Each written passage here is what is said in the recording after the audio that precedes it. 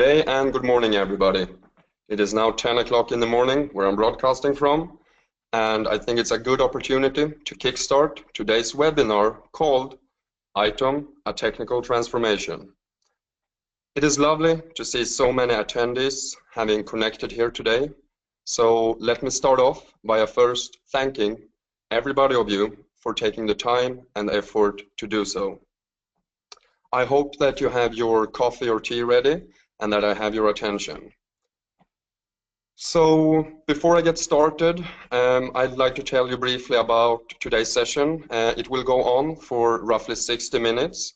It will be a combination of a presentation together with a live demo in the end. So we have quite a lot to go through. And me, your host, my name is Alexander, and I thought it made sense for me to indeed introduce myself the first thing I do. So I hope that you all are ready now and ready to get started. So my name is Alexander Ljungström. I work as a ServiceNow consultant. Originally, I am from Sweden, but currently I am living in Amsterdam. And I really love a technical challenge. When I look at ITOM today, it is great to see how it is really transforming enterprises and organizations all over the world. And for me, ITOM is so complex, yet so beautiful in its logic and ways to work with it. So for me, it is pure poetry almost to see how ITOM is operating. And I hope indeed that I'm able to share that feeling with you here today. I have previously worked directly at ServiceNow in their ITOM team, so I have a large and deep exposure to the entire suite itself. However, right now I am working at a great company called Symphony ESM. So I wanted to take you through just a little bit about what Symphony is doing. So Symphony is a ServiceNow preferred solution partner, and we are operational in the EMEIA region and India, and currently in over 15 countries. So in total, we have 12 years in the market, and we can be proud of ourselves for having delivered over 400 implementations. So when we work with ServiceNow as a platform, it is not only a line of work for us, it is really something which we love. And ITOM is very much something in alignment with that. And Symphony does not only do consulting, but we provide the entire life cycle around ServiceNow. And what that means is that we also have practices such as education and training, where we provide classes, and we also have stuff such as, for instance,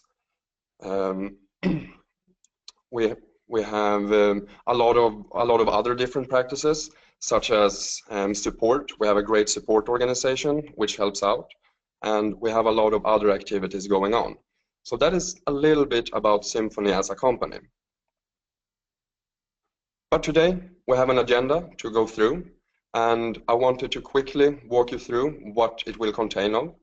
So indeed, as you know, today is a more technical approach towards the ITOM sphere. If you previously attended the last webinar, that was more a high-level approach on the business side of things. But today we will be looking at the technical parts. And the very first thing I'm going to start with is explaining a bit more about the mid server, because that is a very relevant and central piece all over the ITOM suite. After that, I will quickly go through discovery and tell you a little bit more about how discovery works in ServiceNow. You will also have the opportunity to see more about orchestration, also known as automation in ServiceNow, followed by the service mapping, which is a great tool in itself that has recently been introduced to the platform. And tightly integrated with that, we have the event management and alerts, which I'm going to show you and tell you a little bit more about, followed indeed by a quick live demo. And in the end, I will be able to take some questions and answers if I have any during the session. you guys were able to pre-submit questions if you wanted to. I haven't received any specific technical questions so far, so feel free to ask in the chat during the presentation here today. But otherwise, we will cut it after the demo, basically. So I hope that sounds good to everybody, and that we can get started here. There are a few good things to know during the presentation, which I want you to take note of. The first thing is whenever there's a risk involved, which I think is important to put extra attention on, you will be able to see this box, and I will explain a little bit more about the risk itself. Sometimes I might be touching topics which is very relevant to the ITOM practice, but due to time constraints, I won't be able to go through them in detail today. But when you see this box with a little info mark on, then that means that I do encourage you to read and research outside of this webinar today about that particular topic, because it is indeed interesting. And as I said, please feel free to use the chat whenever you have questions. Hopefully I will be able to answer them at the end of the session, and if not, I will try and reach out to each and every one of you individually in order to provide answers on your questions. All right, let's see where we are at. So I wanted to start off with the mid server. For you who have previously used ServiceNow, you might already have seen the mid server a little bit. It is not only used for ITOM, but also other parts in the platform, such as integrations and single sign-on and so forth. But it is a very, very important part in ITOM too. Actually, it is the very beating heart of ITOM. So I want to start off by telling you a little bit more about the mid server, and then after that, it will make more sense why it is so important. So mid server stands for management, instrumentation, and discovery, mid that is. And the mid server, you could say, is the instance, hands, and eyeballs. It basically enables the instance to reach and see into your own internal network and its infrastructure. So you could almost imagine that the instance is the brain power containing all the functions and all the instructions, and then the mid server is the actual performer of that. But the mid server in itself doesn't have any advanced built-in logic, but it completely relies on grabbing it from the instance. So indeed, the mid server is a lightware software application. It is based on Java, and it can run on Linux and Windows. Most of the time we see it being installed and deployed on Windows system, because then it supports things such as WMI queries, for instance. But the mid server itself, it is installed by the customer or you yourself. So it is an application you would install on any server that you have in your infrastructure, basically. And it only requires an outbound HTTPS connection to the instance. This means that generally there are no firewall openings which is needed, because it is only outbound and it's a direct connection encrypted over SSL. So the mid server can do many things. First of all, it is fully controlled via the instance. You can communicate and speak to the mid server directly from the instance itself. And the mid server can talk to any device in your network and in your infrastructure. Almost any device. Sure, there are a few obscure ones, but generally speaking, it is able to identify and communicate almost with everything there. So a few common protocol which the mid server are using is stuff such as WMI, SSH, PowerShell, HTTP, SIM, SNMP, and so forth and so forth. So basically all major supported protocols you are able to utilize via the mid server. And the mid server is a central piece for discovery and orchestration, together with service mapping and event management. And as I previously mentioned, it is also used for stuff such as imports and single sign-on and so forth. So what really is the mid server then when we speak about the mid server? Well, if we have first a look here on this particular image. On the left side, that would be your ServiceNow instance, which is hosted on the cloud, out publicly on the internet. And on the right side, it's the private network, your own internal network, basically. And this is a little bit how it looks. So in the red text in the bubble to the right, you see the mid server. That mid server then communicates directly over SSL to the ServiceNow instance. And the mid server are able to grab jobs from something which is called the ECC queue. And when it has done this, it then goes into your network and do whatever instructions it has been told to and return with the data to the instance for further processing. So as previously mentioned, there is no direct processing on the mid server itself. It only treats, let's say, raw data. But all the logic and how you choose to operate with this is made on the instance. So this makes the mid server very lightweight in itself. And as you can see here to the left of the instance, you indeed have something called the ECC queue. So what is exactly the ECC queue then? Well, ECC queue, it stands for External Communication Channel, and it is basically just a table in the ServiceNow instance. And in this table, the mid server fetches instructions or information which is then able to communicate with your own internal network from. So all the exchange for the ECC queue is basically made via the instance and the mid server. So each record in this ECC queue table contains a single unit of work, and this is also known as an output record. So the output record could be something such as an instruction to see which Linux version is running, or it could be something such as how much uptime does a particular server have, or it could also be triggering a certain PowerShell script or running a WMI query and so forth. So in the ECC queue, you have all of these output records, which contains a format that the mid server can process and do something with. And I will show you a little bit more about how that format looks in a while. And every 15 seconds, the mid server polls the ECC queue for new work. This is not configurable, but every 15 seconds, you will be able to fetch any new instructions for the mid server. And these instructions could indeed originate from any of the technologies in the ITOM sphere, such as automation or discovery and so forth. And once it has done whatever it is instructed to do, it returns with an input record for the instance to process. So as I mentioned previously, all the processing is happening on the instance.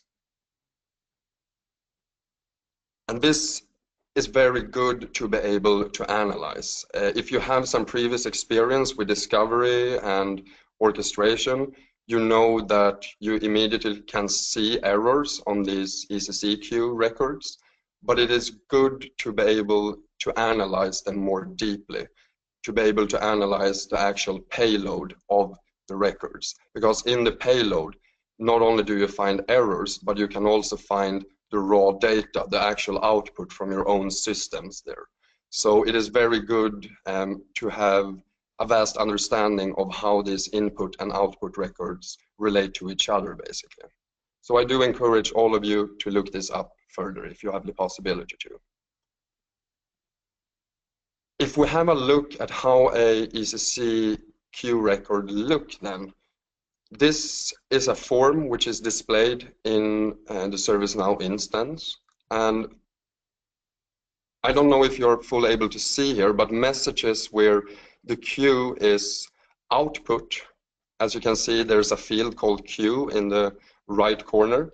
Whenever that says output, it means that it has some instruction for the mid server to do.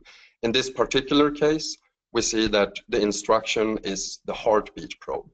And we know this via, first of all, we have the agent on top of the heartbeat probe, and the agent is the name of the mid server which will receive and process the payload. So if you have several mid servers, they might do different things, and here you will be able to see exactly which mid server has been the targeted one. And then indeed you have the topic and name, and this is information about the work to perform. In this case, the topic is heartbeat probe. The heartbeat probe is just something which says that the mid server is alive, so you can see it as up and running in your instance. But otherwise, you could also see in the topic something related to, let's say, SSH, and in the name field, you would be able to see the actual command which has been instructed to perform, for instance. And then in the very bottom of the form, you have the XML, and in the XML is basically the output and input records which I previously were mentioning, and that is the raw data package which tells the mid server what it is going to do. So that is a little bit about the ECC queue, the external communication channels queue, and this is a very central piece to all of discovery and orchestration and so forth. So the mid server setup then, well, it is fairly simple, and I want to go through here how you could set it up yourself. First of all, it is very easy to download. You can do this instantly from your own ServiceNow instance. Just type mid server and you will be able to download the package. As previously mentioned, the package is valid for both Linux and Windows, depending on which one you choose. And in the latest version, this package contains a graphical user interface for configuring and setting the parameters of the mid server. So the mid server do need a few prerequisites in order to work, such as it needs to know which ServiceNow instance it should be able to communicate with. It wants to know which username and password it is going to connect with, and sometimes you in your own network might have, for instance, a proxy server, and then you will be able to specify the details for that proxy server. And historically seen, this was always done via manually configuring XML files. However, these days it is very easy to do so via a simple graphical user interface. And the mid server is very lightweight. The application itself doesn't take up much space. It doesn't require a lot of resources in itself. However, it is also very advanced nature. That means that if you have a very big network, then you can cluster your mid server. You are able to restrict certain mid servers to a specific IP range, for instance, and you can load balance several mid servers to deal with large set of work. So even though the mid server is very simple in its application, it is also very advanced and are able to do a lot of things. And it is worth mentioning here that the mid server, it always auto updates. So whenever you go ahead and upgrade your instance, then the mid server would also upgrade in that same move. So the mid server indeed is very important for all the parts of ITOM to be able to communicate with your own network. So if we have a quick look at discovery then, and what that really is in ITOM. Well, as you might know, discovery in itself is not a new thing. Historically seen, we have for quite a while now been able to discover certain devices in our own network infrastructure and the relations and so forth. However, discovery in ServiceNow is using a little bit of a different approach there, and it is created in a very neat and understandable way, at least according to me. So if we have a look quickly here how discovery works then in ServiceNow. First of all, it is indeed an agentless architecture. So it uses an agentless method to populate your CMDB with any relevant hardware or software and virtual asset information, for instance. So this means that you don't require any additional software installed on the servers or clients or devices that you want to discover. All that is required is really the mid server. Discovery uses a phased approach. It only gathers the relevant and necessary information at each phase of the discovery via something called probes and sensors. So probes and sensors are basically the packages of discovery and the set of logical steps which it uses to fully discover and be able to fetch all the information about the devices and equipment in your infrastructure. However, all of this probes and sensor script, they can very easily be adjusted, and you are able to either extend them or make them, let's say, catch less information. So it is entirely up to you how you choose to interact with these probes and sensors for discovery. And in a little while, I will go through how it looks, these different stages in this phased approach. Discovery uses very common protocols. All of them are common IP-based protocols, and as previously mentioned, you have support for SSH, WMI, SNMP, and SIM, and so forth. So that means that you're easily able to discover anything from virtual environments to Linux servers, or you name it. Almost everything is supported. I've even seen old Solaris zones and IBM AS400 being discovered, and a lot of quite cool things there where people have extended the probes and sensors. And discovery in ServiceNow is horizontal, so it discovers all responding devices and systems it is allowed to scan in the network. So presuming that you have the appropriate access rights and credentials together with the appropriate IP ranges, if you restricted that on the mid-server capacities, as previously mentioned, then you will be able to discover everything that you are allowed to. So horizontal means that it discovers everything that's responding. So if we have a look at these staged phases or the process flow of discovery, it is fairly simple on a high-level overview. However, if you dig deeper in it, you notice that there is a lot of business logic operating everything behind it. So the very first thing which happens is that discovery is, of course, triggered. And this can be triggered either via defining schedules, for instance, nightly or weekly and so forth, or you can manually trigger discovery. After you've done that, the scanning phase begins via something called the Shazam probe and also port probes. So what this does is that it looks out there if there is anything responding to certain ports. So let's say you have a device responding on port, the SSH port, then Shazam will be able to determine that, okay, this appears to be a Linux device, for instance. So after it's done that, it goes ahead with something called the classification phase. And the classification phase is the host detection in itself. The classification probe retrieves additional information and that the operating system is running on the machine. So there is only one classification probe per discovery, and this is used for host detection and getting the information about the OS or operating system.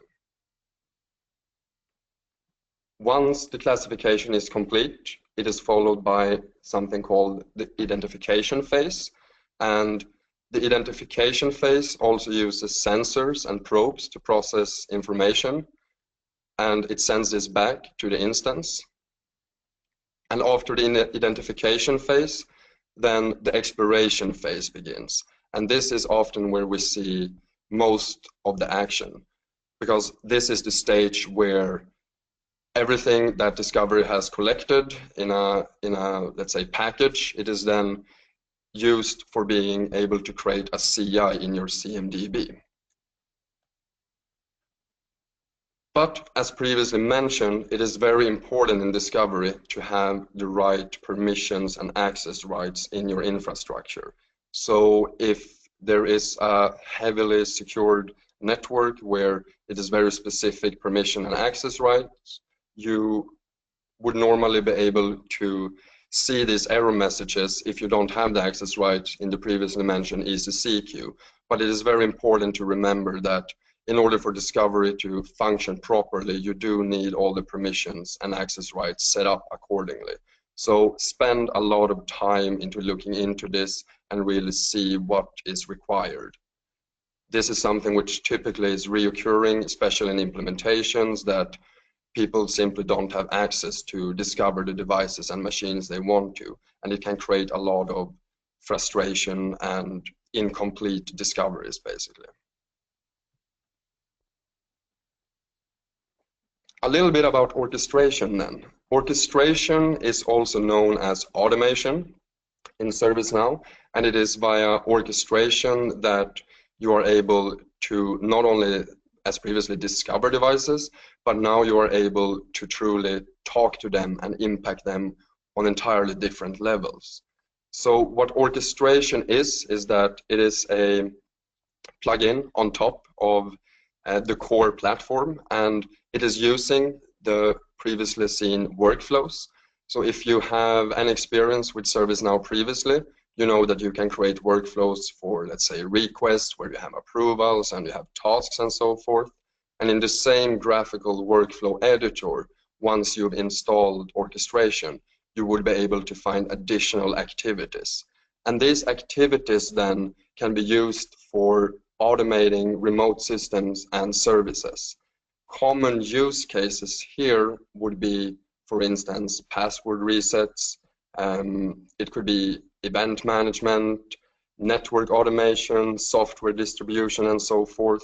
But it could also be stuff such as, I want to run a certain PowerShell script, I want to send an instruction in installing or provisioning a new software, I want to communicate with, let's say, System Center, or I want to, like in this case, on this very slide, we see that power on a virtual machine or run a shell script which configures Linux, for instance, and so forth.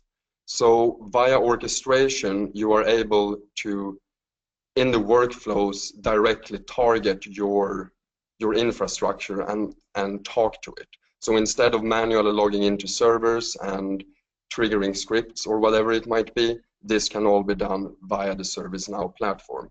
And just as in discovery, you would need the right access permissions and rights here as well. But orchestration can also be used to automate stuff not only for ITOM, or known as IT operations management, but you can also use orchestration for setting changes in HR systems or in facilities. Maybe you might have an economy system where certain parameters needs to be configured, or you might want to do specific actions which requires a manual intervention, but orchestration would be able to take care of this automatically then. And we also see other cases in payments and salary system, or in external vendor systems where you send then a direct web service call, for instance, via the workflow to an external system that input this data or do something with this and so forth.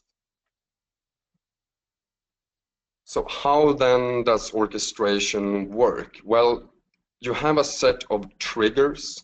The triggers could be scheduled jobs, for instance. You could trigger it via business rules. You could trigger it via events. In the service catalog, if you order in the service catalog, let's say, hey, I want a new software on my computer, then orchestration would take care of that in the background. So on the action of ordering that software in the service catalog, a workflow would automatically kick in and perform the specific action. And indeed, via larger workflows, as previously shown, you are able also to trigger orchestration activities. And here you see that in the right side we have orchestration, and then in the customer network we have the mid server, and the mid server is then able to communicate to, let's say, Active Directory and Exchange. You have web services, PowerShell, shell scripts, Java such as JDBC, and so forth.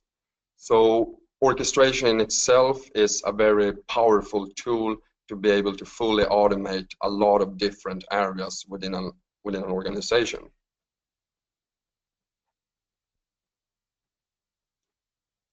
If we then have a look at next stage here of ITOM, or next technology, that is service mapping.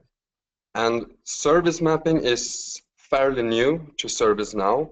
It was originally acquired by an Israeli company called Nebula, and they had a product called Service Watch. And this Service Watch product have now fully been integrated into ServiceNow. So via this product, you are able to perform a different type of discovery, basically.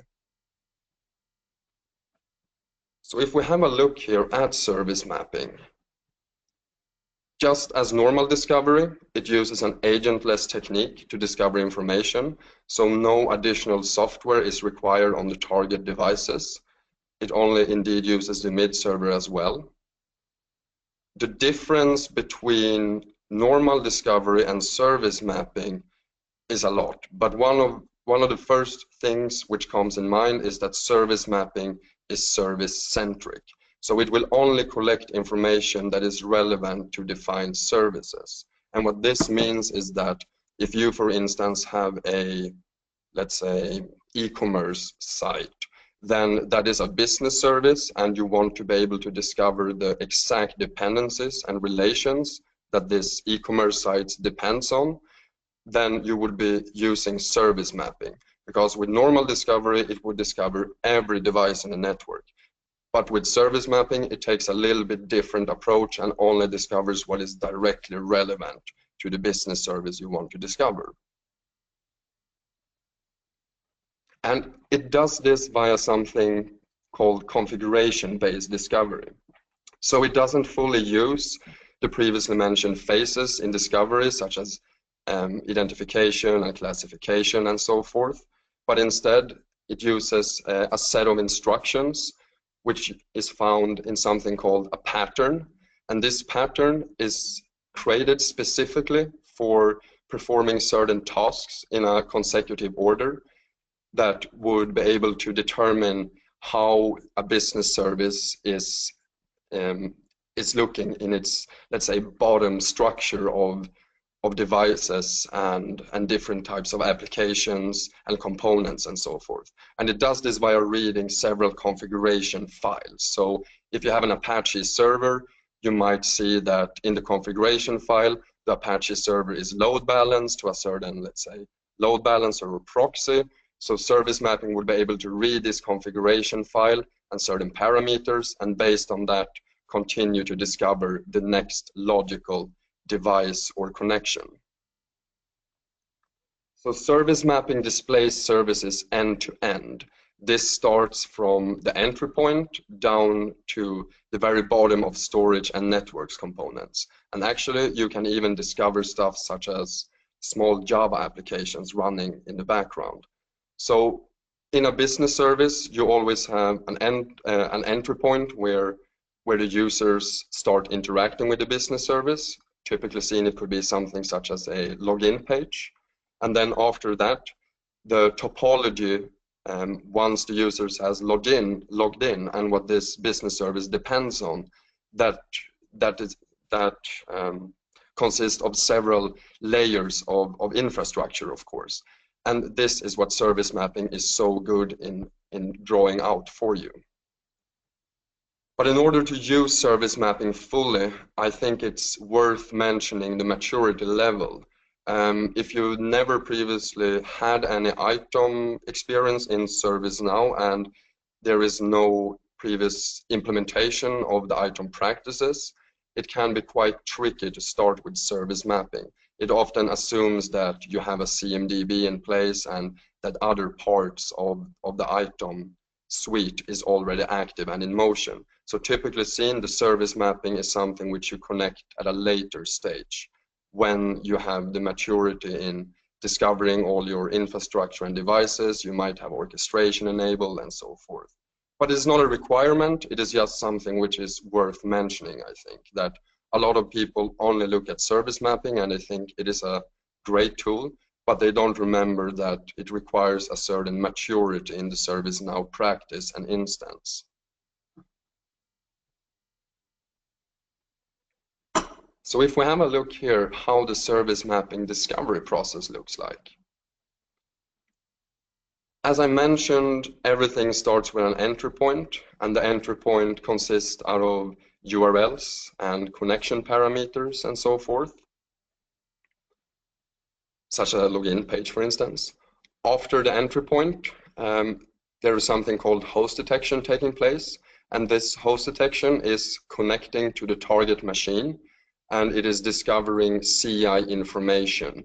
That is, if it's a Linux server running or a Windows server and so forth. And then after that, it starts with the CI identification. So it identifies the application based on the information from the entry point here. So it is able to then see stuff such as running processes and read these configuration files, which we talked about, and so forth. And after that, it maps how this particular network device is communicating with the rest of the dependencies of the business service. So what this means is that all devices that a business service depends on, or all the systems and applications, they of course have information exchange. And as previously mentioned, in an Apache configuration, you might have a proxy server, or you might have a load balancer and so forth. And this is then a connection for this particular business service. And in the very last stage of service mapping, it then discovers all of these connections and how they relate to each other, and then it maps it out. So if we have a look here then at how this really works in ServiceNow. As you know, ServiceNow CMDB, it is a single system of record, or a single source of truth, as it's also known as. And this means that in ServiceNow, ideally, the CMDB should not only be static, it should be a living thing, almost like an organism, which fully reflects the state of your infrastructure. And if we have a look at the previous mentioned normal discovery, which is a horizontal discovery, this maps all the infrastructure in your, well, it maps all devices and components in your infrastructure rather. Everything which says, hey, I'm existing, that would be able to be picked up by discovery. But apart from that, we indeed also have the service mapping automated top-down approach. So that would indeed be the business service approach, where you start with the entry point and then you dig down depending on the configuration files and the patterns which is used in the discovery process and what they are instructed to do. So together, these two parts of discovery, the automated horizontal one and the automated top-down one, it provides with the mentioned living CMDB. You are instantly able to see if a virtual server has changed. You are able to see if, let's say, new switches has been installed. Anything really which is relevant to the CMDB, you are able to see in real time. So it is not only a static Excel file or just a list of different devices, but it's actually reflecting the most recent state. And it can indeed track changes in heavily virtualized environments where stuff might change very quickly over a night. Stuff gets upgraded or downgraded, memory, hard drives, you name it. And the service mapping is very easily able to determine this and capture those changes and instantly reflect them in these topology maps, which it's drawing out. So service mapping has a few more features, which I'm thinking is worth mentioning. It can not only discover out of the box different applications and system. I've been talking about Apache, for instance. So out of the box, it consists of 200 patterns. But if you have your own custom system or a homegrown system, you would be able to develop patterns which is addressing that particular system and whatever logic you have created for the configuration and parameters and so forth. So service mapping is a very, very good tool to be able to do this. And you edit these patterns via something called the pattern editor. And this is also a graphical user interface.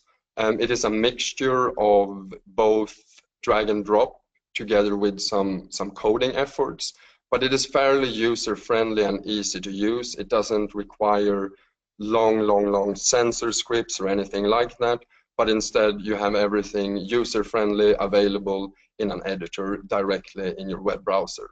And you can debug and test these patterns in real time without launching an entire service mapping discovery. Service mapping can also utilize network traffic. So if it's not able to find certain things via the configuration-based approach, as a fallback solution, it can also use the general network traffic on that particular device or server to be able to try and determine the dependencies. Service mapping also tracks the history and changes to a business service. So when you have this map in front of you, you are easily able to see how it has historically been looking, if any changes has been made, perhaps new service has been added, there might be a new, let's say, node in a cluster, and so forth. And all of this is easily, is very easy to digest and see basically in the graphical user interface of the service mapping topology. And it is also, of course, tightly integrated with event management and CMDB. So service mapping talks with a lot of different other parts of the platform. Which brings us excellently to the next topic here, event management. Event management is also something fairly new in ServiceNow. It originally spawns from the mentioned Service Watch product and has now fully been integrated. And it is worth mentioning that event management in ServiceNow, it doesn't provide any direct monitoring capabilities itself, but what it does instead do is that it consolidates events from multiple monitoring tools. So if you already have a bunch of monitoring tools in your infrastructure, the ServiceNow event management would be able to fetch these events and show them in a user-friendly and nice way directly in your ServiceNow instance.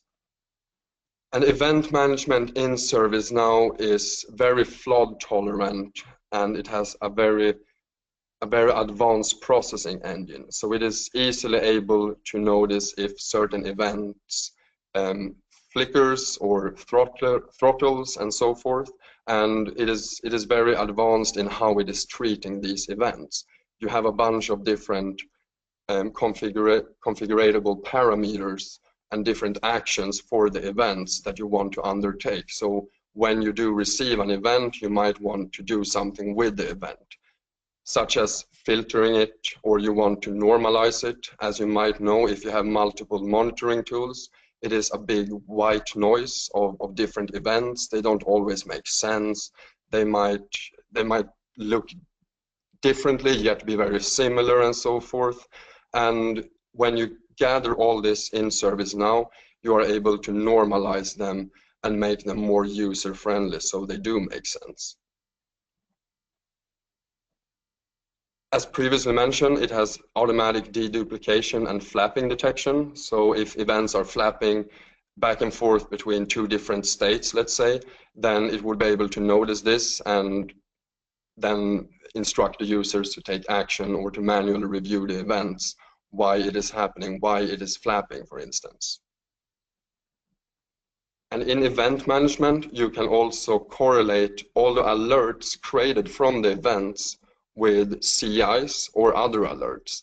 And you are also able to trigger specific SLAs based on that for a particular set of CIs. So if you have let's say, a load balancer, that might of course have a very crucial SLA compared to a not so important server somewhere in your infrastructure. So each CI can have different SLAs set to them and different responses depending on that. And you are always able to visualize the alert in the operational dashboard. So to the right side here, you indeed see the different types of alerts in an organized and nice manner. So compared to other existing solutions, I would say that the ServiceNow event management dashboard is very intuitive and it works in all devices. You can even have it on, let's say, an iWatch from Apple and so forth. So for everybody which is connected to the monitoring of an organization, they would be able to use this operational dashboard, from the help desk employees up to the very top management, which wants to have an insight in the current alerts and events in the IT infrastructure. So event management, it improves availability by combining event management and service mapping to maximize the service health. So we all have business services running, HR system, payroll systems, as previously mentioned, the e-commerce site, for instance. And together with event management and service mapping, these two are best friends. They work really well together. It is also a topology-based alert correlation. You can have different impacts, which brings us here, different impacts on certain type of events. So if you have an event which is warning for, let's say, high CPU usage, this has a certain impact level compared to an event which warns that the database is not reachable, for instance. And you have this neat service availability dashboard for understanding the service health, which I will be showing you in the demo, I was thinking. And as always, you can spawn any ServiceNow task from an alert. You can create an incident. You can take action upon that incident. You can automatically trigger workflows. The right people get connected and so forth. So you don't only have a display of alerts, but you indeed have automatic capabilities around this. So something which could be an automated capability is that if it discovers that a virtual server has too low memory, it could automatically, via orchestration and these workflows, upgrade the memory, for instance. And event management also has support for domain separation.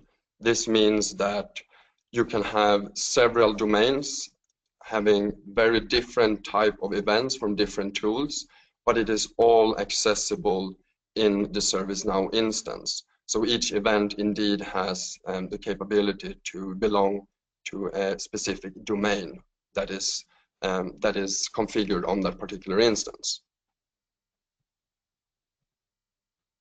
So this is a little bit how it looks. If you see here, you indeed in the middle have the mid server, and the mid server contains event connectors and SNMP traps, and it can receive then events either by event polling or directly fed, and these events can come from many different sources. You of course have already existing tools, but you could also have direct events from databases or devices and Amazon or you name it.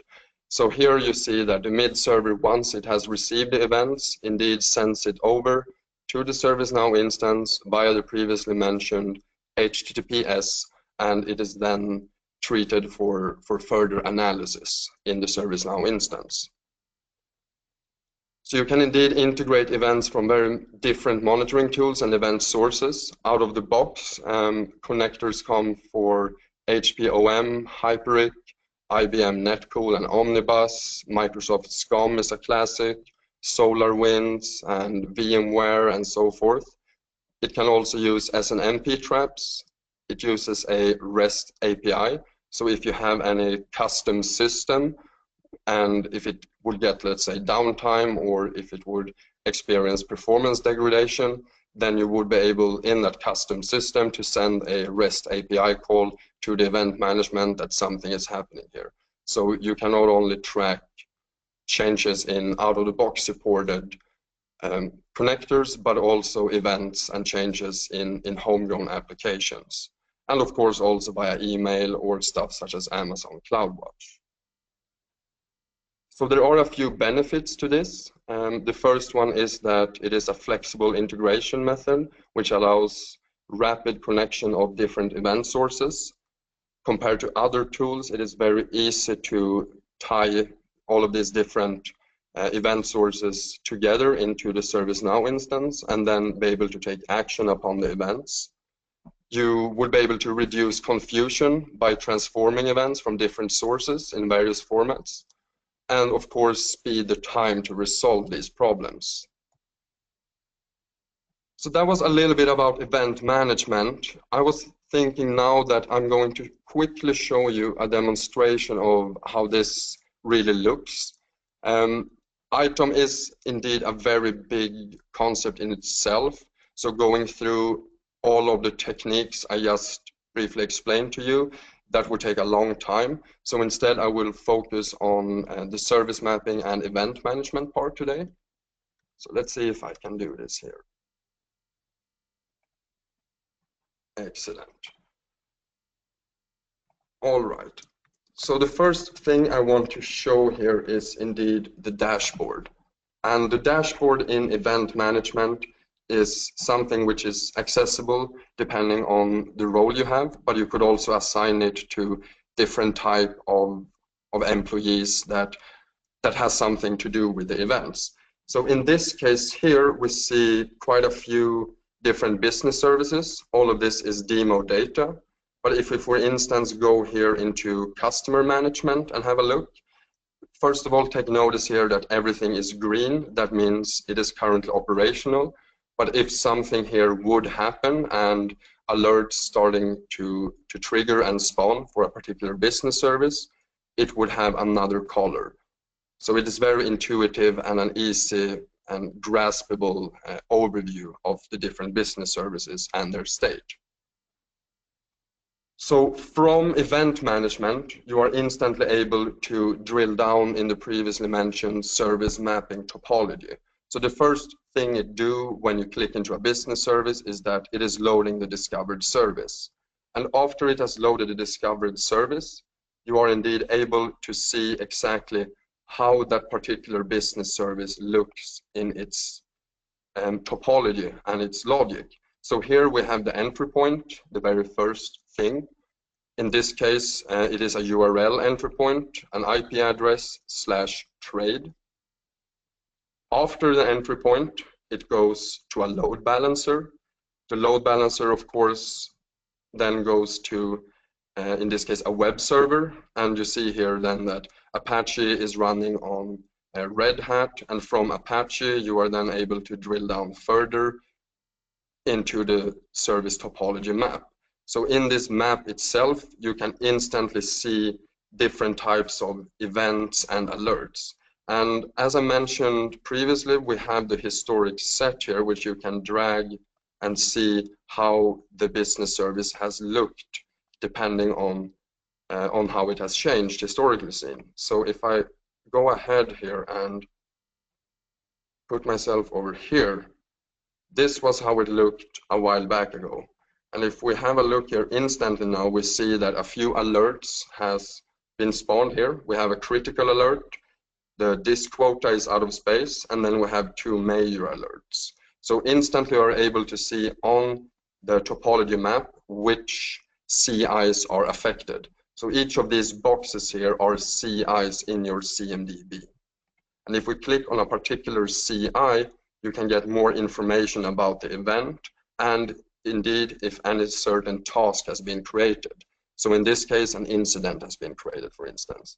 And if we then click on the incident, that could include functions and instructions for the personnel basically to fix or to remediate this particular event. So this is how the service mapping looks on a very brief high-level overview. Indeed, you have the dashboard, which people tend to always use when they want this full insight over the business services. You can prioritize the dashboard in different types of parameters. In this case, we have business criticality, but you could also have costs or severity. And instantly, you can also then be able to create new business services from here. So if we have a quick look then at the pattern editor, the pattern editor doesn't belong to event management itself, but it is more something which is meant for the service mapping. So the pattern editor is not meant for, let's say, creating instructions on how to fetch events or alerts, but instead how to discover the infrastructure for service mapping. So if we have a look here at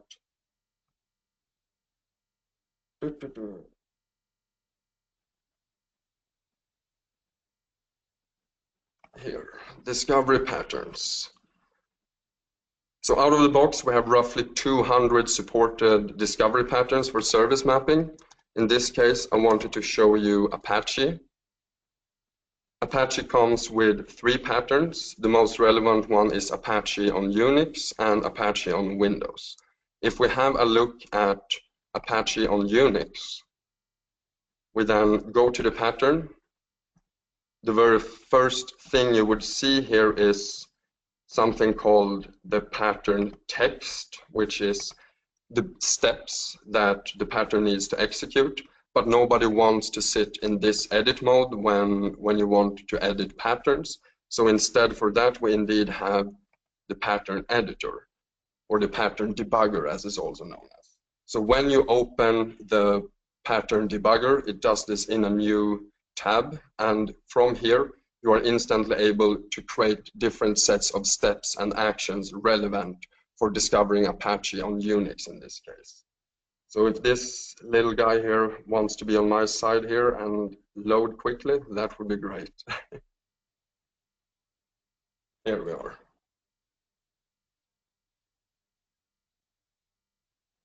All right.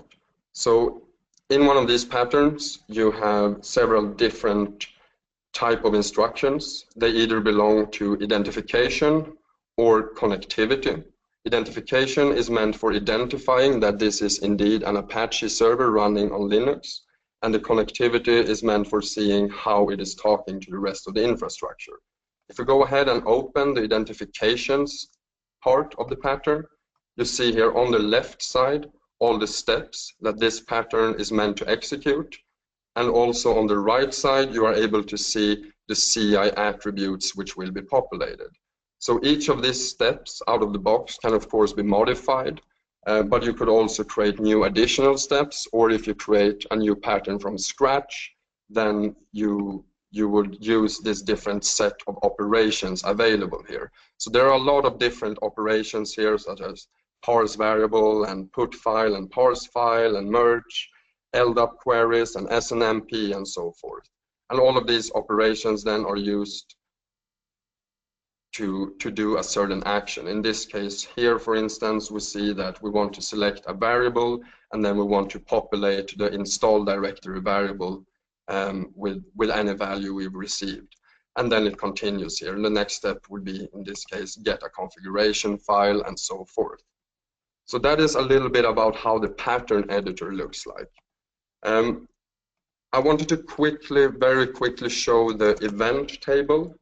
So the events are just like the ECC queue. It is just a normal table in ServiceNow. This table can be fed indeed via the mid server that insert a certain event there, or you can also trigger direct web services to this event table. And all of the events are then collected here, and you are able to take action upon them. For each event, you might want to treat them with different types of instructions. So certain events, depending on how they look, you might instantly want to be able to create an alert from, whilst other events, they are not that important, so you want instead to ignore them, let's say. But if an event has created an alert, you are able to see all the alerts here and take action upon them. If an alert is not that severe, you can quickly go ahead and acknowledge that alert and it will be then ignored. But this is how the alert looks. If I open up one of the alert records, you see the source. In this case, we have a trap collector. You see on which IP, and you see a description of the particular alert. And then you have some additional information available here. So the alerts are quite advanced in their nature, and these are the alerts which would be displayed in the previously mentioned service maps directly on the topology for the different types of CIs. I wish I had more time right now to go through more about the hands-on demo with the ITOM suite, but due to time constraints, I won't be able to show you much more than this. I have received one question which I would like to address before we end today's session.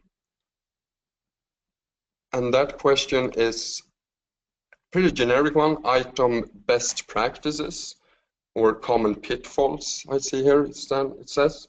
And well, that is a very broad question indeed, but a good practice, I would say, is let's take the previously shown event table or the ECC queue.